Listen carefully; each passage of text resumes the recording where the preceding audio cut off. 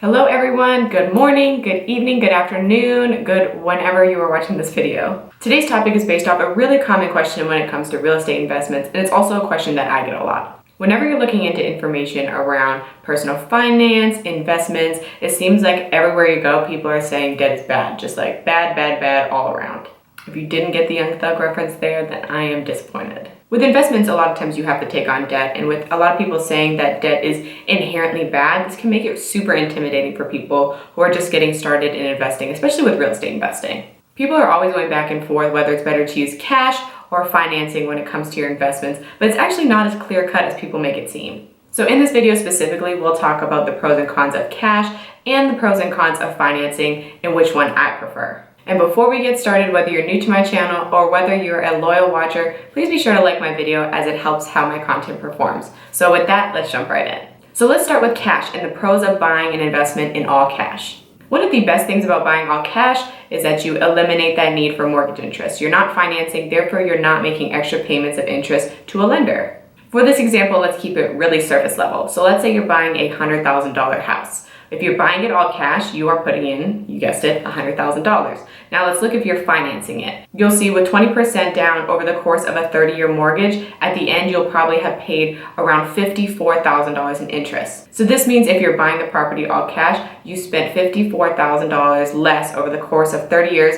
than if you would have financed the property. Benefit number 2 of buying cash, you eliminate all of those costs that are associated with a lender. You're eliminating your closing costs, your appraisal fees, your origination fees, which can end up being a hefty sum of money when it comes to purchasing the home. Another benefit is the attractiveness of cash. No, I'm not saying how the money looks, but when you go and put a cash offer on a house, that seller is actually a lot more likely to take that offer. So why is that? It's because it actually relieves a lot of hassle for them. If you're buying in cash, you don't have to go through the financing process, which means less chance that you'll be backing out, and it also means that you can close on the home quicker. If the seller is really motivated and wants to sell the home quickly, someone who's paying all cash is a really attractive buyer to the seller. You can also leverage this power that you have as a cash buyer. A lot of sellers will give a discount on the property to a cash buyer, again, because it relieves so much hassle for them. The last benefit that I'll talk about is that buying cash means a higher cash flow when you're looking at a rental property. If you don't have a mortgage payment that you have to pay, that means the majority of your tenant's check to you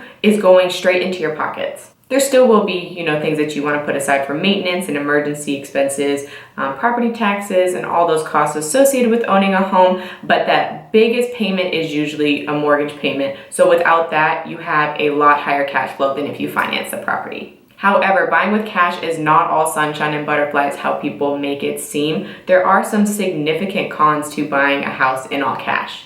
The first con is that you're obviously tying up a lot of your money in one investment. If you watch my video on why you won't become a millionaire quickly with rental properties, you'll know that when you tie up a significant portion of your money, even with financing, it still takes a while to scale your business. So just imagine if every single time you were buying a house in all cash, the amount of money you have to save up to buy each of those properties. Buying in all cash makes it really hard to scale a rental property business quickly. Another downside is that if you buy a property in all cash, you are now making your assets a lot less liquid. Liquidity is essentially the availability of cash you have when it comes to your assets. So if a lot of your money is tied up in less liquid assets, that's like equity or 401k, where it's a lot harder to draw out that money, that means in a financial emergency or another situation where you need liquidity, it's going to be hard to get that money out of those investments. While you still can access that money, it's a lot harder to tap into equity or to get a loan against your 401k than if you just had your money in a checking account or a savings account, again, for an emergency if you needed money quickly. Now let's look at financing and the advantages of financing over buying all cash.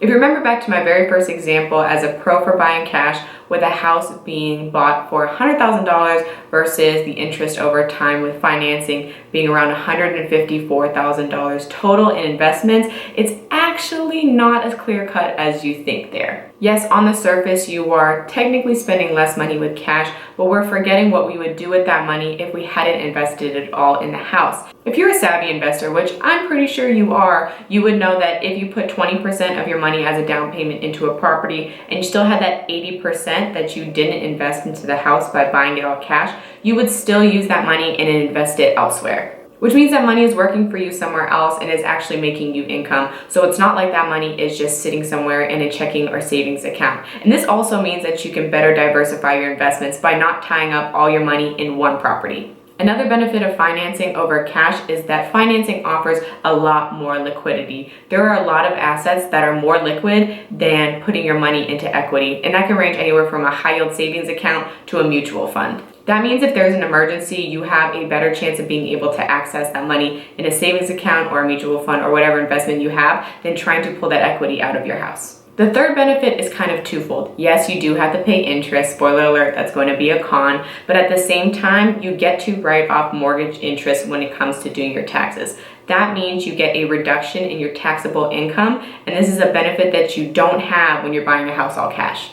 But we know financing is not all fun and games either. There are some significant downsides when it comes to financing. Number one is, yes, there is interest. However, we just talked about a way that that interest can actually work in your favor. By taking on a mortgage, you are taking on debt, and that is something that is a qualifier for future financing or basically used as an indicator for your financial health when other lenders are looking. If you are looking at investments and financing in the future, having too much debt compared to how much money you are bringing in, which is your income, can lead to some disqualifications from some lender and financing programs. Too much debt compared to your income can be a risk, and it may stop lenders from lending to you because if that money somehow stops coming in, whether it's you lose your job or an investment turns sour and you have too much obligation with your debts, that can lead to a bad situation for you, which then leads to a bad situation for the people lending you money.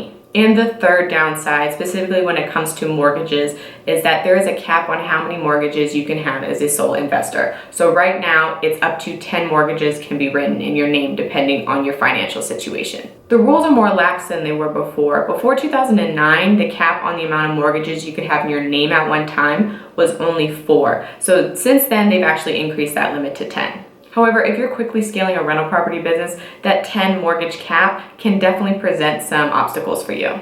So there you have it, a pretty comprehensive overview of the pros and cons of buying cash versus buying with financing. While there are pros and cons to each, everyone kind of has their own preference, and for me, I still believe in using financing, especially when you're a beginner in real estate. Investing with what you have allows you to begin taking advantage of all those benefits of real estate that we talk about, whether it's the tax breaks or having that rental income coming in, or being able to invest in a property that will appreciate over time. However, like I said, it's not clear cut, so I would love to hear your view on which one you prefer. Do you prefer to buy all cash, or do you prefer to finance a property? Let me know in the comments below. Also, let me know if there are benefits or downsides that I missed. I tried to hit the main ones, but I know there are just an enormous amount of pros and cons for each of them. So if there are ones that you want to share with other people, please let me know in the comments below too. And you know the drill already. If you haven't subscribed, please do so. I do put out content weekly that is super helpful for beginners in real estate investing. I do release my videos weekly, so if you want to be notified when I post a video, please hit the bell button next to the subscribe button so that you're alerted. That's all I have for you guys today, so thank you for watching again. I will talk to you soon.